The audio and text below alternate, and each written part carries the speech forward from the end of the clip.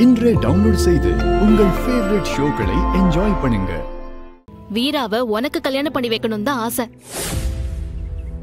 அம்மாவோட ஆசைய பத்தி கேட்கவே வேணாம். அதான்டா கேக்குறேன், வீராவை கல்யாணம் பண்ணிக்க உனக்கு சம்மதமா? அதை ஏங்கா என்கிட்ட கேக்குற?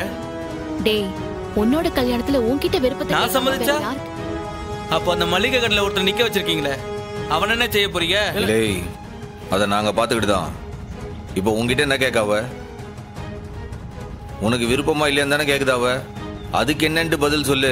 வீரா கிட்ட கேட்டீங்களா தான்? இல்லை, உன் விருப்பம் என்னல அதை சொல்லு. வீரா என்ன சொன்னான்னு கேட்டேன். டேய், அவ என்னடா சொல்ல போறான்? இதே மாதிரி நான் அவகிட்டயும் நேரடியா வாய் விட்டு கேட்டுட்டேன். எங்க அண்ணன் யார கல்யாணம் பண்ணிக்க சொன்னாலும் நான் அவங்களை கல்யாணம் பண்ணிப்பேன்னு சொல்லிட்டான்.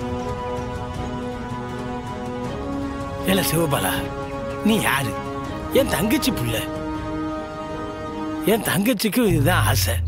ஏன் எனக்கும் இதுதான் ஆசை. நீ எல்லாரும் என் கண்ணு முன்னாடி வளர்ந்த பசங்க. அடிச்சாலும் பிடிச்சாலும் நம்மளுக்குள்ளேயே போயிடும். அந்த ஆசை எனக்கு இருக்காத ஐயா?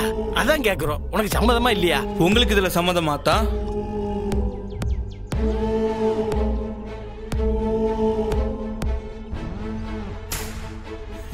இல்லத்தான், உங்களுக்கு இதுல சம்மந்தம் இல்ல.